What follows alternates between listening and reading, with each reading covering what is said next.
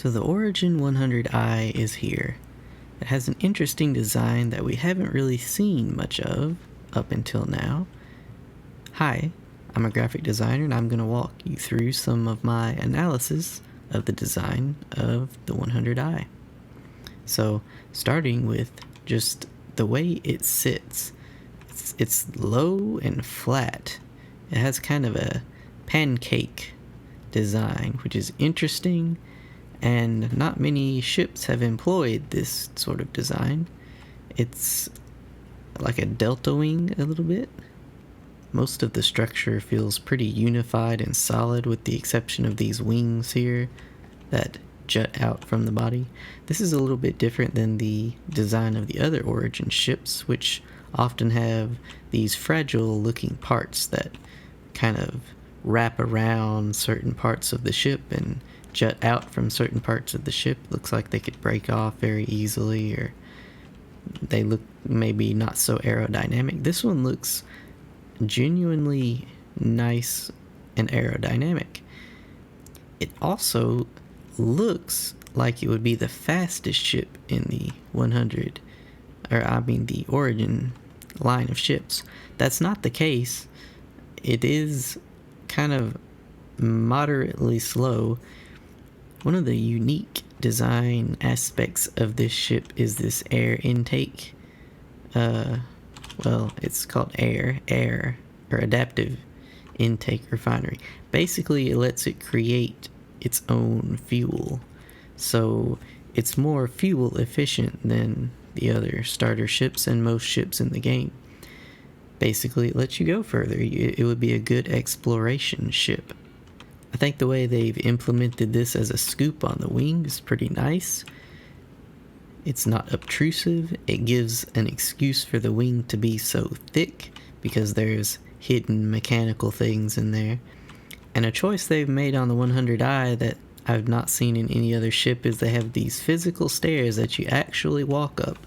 And this isn't really a design critique of the ship itself, but more so what the developers were doing. I like this free choice a lot better than having to sit through an animation every time I want to get in or out of a ship. This just feels a lot more natural. I like it a whole lot. This door that they've got feels very familiar. It's kind of like an airline door, except instead of flipping, it just kind of comes out and slides. I guess like a van. The stairs, I don't know about those. Those seem mechanically like that maybe wouldn't work in real life. But, it's a game. I'll let that slide. As we walk into the cabin, the first thing that I notice about this ship, especially the interior, is it is just so, I guess the word is sterile. It feels kind of like a prison cell. And I think what bothers me about the design so much is that it's so close to being really, really good. But it's just, it isn't. I don't feel like it is. In the 300 series, we have shelves and storage places to put things and to have a bit of constructive clutter. There's nothing here. All we have is this compartment, which is really cool, by the way, to access some of the components actually inside the ship. Now, this is uncommon for such a small ship. Usually all the components are accessible from the outside. But I would much rather have some kind of storage right there where I can store things, not cargo, but stuff that when the persistent universe is fully implemented, I can pick something up. I could pick up a rock. I could pick up this rock right here. See this rock right there? I could pick it up and I could bring it in here. I could open that door and I could put it in there. That's my rock now. I could carry that rock in my container of whatever. You know, in 300i, I could set it on a shelf. I could put it in one of the various cubby holes. This ship does not have those types of amenities. This bed is always in the way, but it's supposed to be able to flip up in later iterations, so I'll give that a pass. But I think this ship needs further refinement on the interior to give it places to put things, if for no other reason than to get rid of this prison cell feel that it has. Okay, this is me from the future.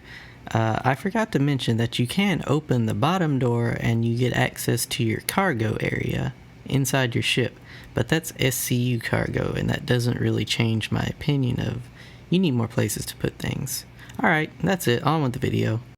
It's worse when I shut the door, so watch the nice animation. The door is beautiful, by the way. And, okay, now we're in prison. I just I don't like the feeling that I get in here. And as we make our way towards the front here, where the seat is, we have this interesting glass.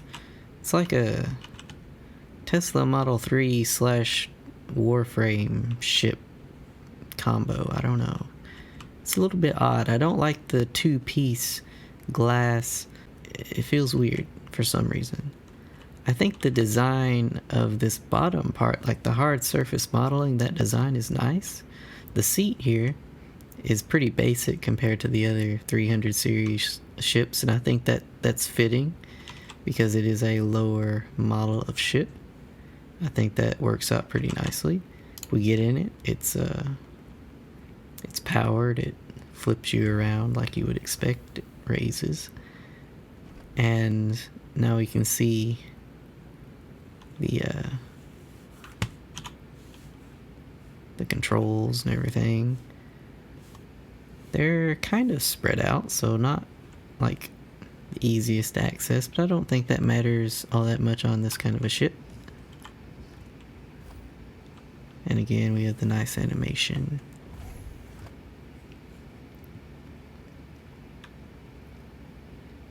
I'm gonna go back outside.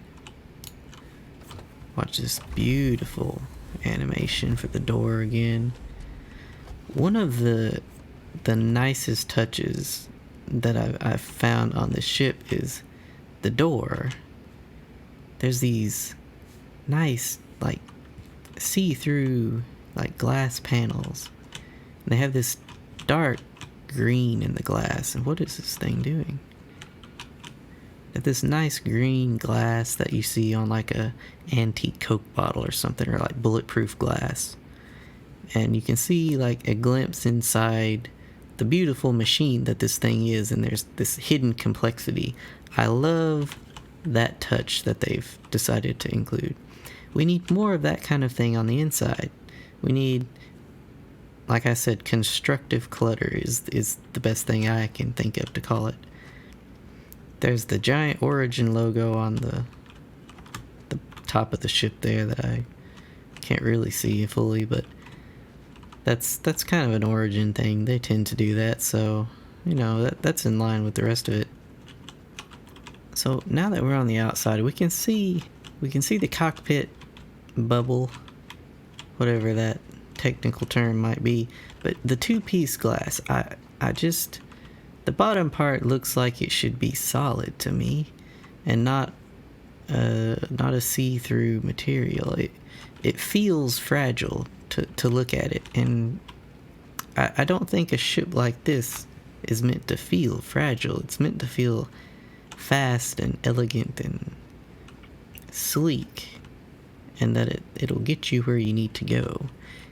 And this dual layer cockpit glass is not giving me that feeling. I think there should be some kind of refinement there. Either make it a more traditional style glass, or make that bottom part just solid. I think there can be some compromise there. I don't think that current design is a good decision. We also have this kind of hammerhead-esque design out front, which is interesting. It's a little bit reminiscent of the 890 jump, just tiny. So it's a nice unification of design. The 300 series does not have this blunt edge in the same way, so it's kind of nice to see. I could see this being a shuttle for the 890 jump.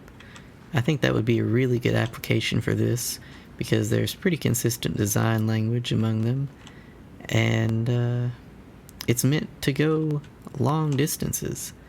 So yeah, that is my analysis of the 100i as a graphic designer. These are the things that I liked and disliked. If you like this type of video, please be sure to let me know and hit the like button. If you want to see more of them, you can subscribe. I would highly recommend you do that because I hope to make more of these in the future. Hopefully with bigger, more interesting ships. This ship is really quite simple. There's not a whole lot to talk about.